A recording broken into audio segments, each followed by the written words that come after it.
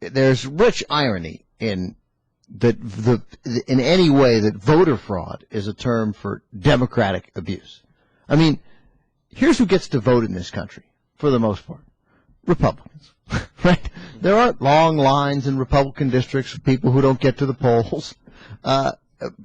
By and large, victims of voter fraud in this country, and I'm sure, just everybody calm down, I'm sure there are examples of democratic voter fraud. If we could figure out how to do it, we probably would, right?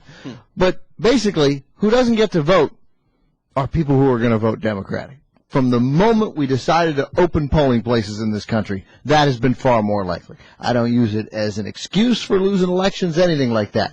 But it's poor, disenfranchised people who are the victims of voter fraud. They didn't have a poll tax on, members of country clubs, Yeah, I hear you, Ben. They've been using this ever since they lost the Nixon-Kennedy election, because there it appears, and I wasn't there, but it appears from what the historians tell us that there might have been good case of voter fraud on the Democratic side, at least in Chicago. Definitely. One election. That's a different era. So they were bitter about that, probably rightfully so, and they never got over it. And so now every election, whether it exists or doesn't exist, they come back to the same. Are we supposed to believe that we don't think Richard Nixon engaged in some voter fraud? I have no evidence.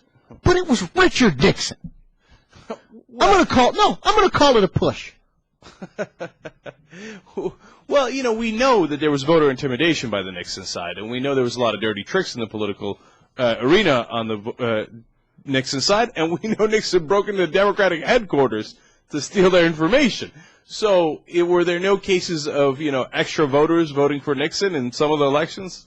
I don't know, but it wouldn't be a stretch to find out that there was. Anyway, who cares? It's like when you run out of talking points on the Republican side, you go to Clinton, right? And if Clinton doesn't do it, you go to Kennedy. And it's usually not JFK, because now on the voting stuff, they're using, going back to that voting fraud, but it's usually Teddy Kennedy. Well, yeah, Teddy Kennedy drove over a bridge.